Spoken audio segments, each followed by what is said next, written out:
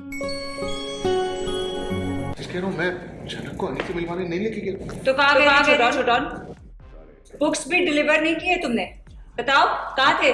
और मैंने कुछ नहीं बोला। जो जवाब दिए छोटों ने दिए। मैं तो यहाँ से सोच के निकली थी कि बुक स्टोर जाएंगे, लेकिन आगे पता चला कि मुझे तो कहीं जाया कहाँ ये मैं नहीं बता सकती आप सबको। बस इतना कह सकती हूँ कि जो भी हो रहा था वो मेरे बस में नहीं था, मेरी मर्जी के खिलाफ था और उसे नहीं बदल सकती थी और ना ही मुझे पता था। अगर इसके अलावा कोई सवाल है तो सर जी से पूछिए या फिर छोटों से।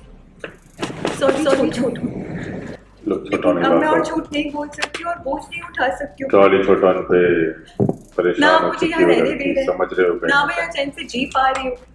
वैसे नहीं होगा छोटों, मैं थक गई हूँ। बहुत इल्जाम लगाते हैं सब मुझ पर, मैं थक गई हूँ छोटों। अरे ठीक नहीं दादा, एकदम मस्त, मतलब वेरी गुड। अच्छा तो वो जो तुम्हारा काम था जो भी वो हो गया? विजयबोधी बिल्कुल जनक साथ थी तो आराम से हो गया। फिर सेठ जी से बात हो रही थी, मैं कह रहा था जनक के आते इतना बड़ा ऑर्डर मिल गया, और फिर सेठ जी तो जनक को पार्टनर बनाने की बात कर रहे थे। कितनी लकी है ना जनक। सुना पिपाशा? इतनी सारी किताबों के साथ वैसे तुमने ट्रैवल कैसे किया भाई? पैदल तो नहीं चले गए तुम?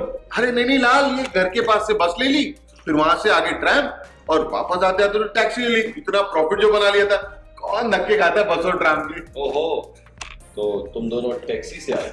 ऐसा क्यों बोल रहे हैं? हाँ दादा, अभी तो बोला। सम्मान तो पूरा करेंगे, इतनी लायक जो है। बहुत स्मार्ट समझते हो अपने आप को छोटन। क्या लगा हमें कुछ पता नहीं चलेगा? अरे आने की गाड़ी ट्रैफिक सिग्नल पे हमारे बगल में आके रुकी, फिर क्या एक दूसरे को देखा, वो शौक मैं शौक, अनी इसी रास्ते से आगे जा रहा था तो बैठ गए और आ गए, बस इतना ही।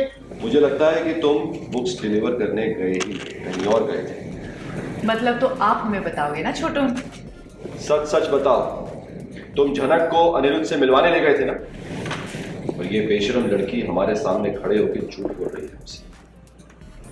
मेरे घर में रहकर मेरे घर में रहकर मेरी बेइज्जती करेगी और ये चाहती है कि मैं तुम्हें सम्मान दूं। मेरे बेटे की जिंदगी बर्बाद कर दी है तुमने। ना मैं यहाँ रह पा रही हूँ, ना आप लोग मुझे यहाँ जाने दे रहे हैं। मुझे रोज ताने सुनने पड़ते हैं छोटू, मुझसे अब नहीं होगा।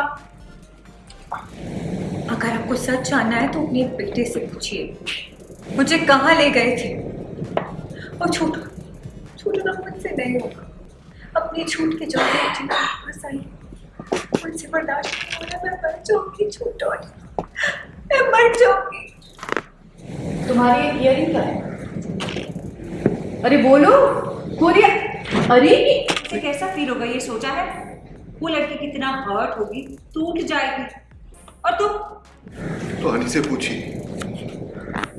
ये जो कुछ भी मैंने किया है ना, हनी के बोलने पे किया है। और जब तक हनी मुझे इजाजत नहीं देता, मैं आप सबको कुछ नहीं बता सकता। चाहे आप सब मुझे घर से बाहर निकाल दीजिए,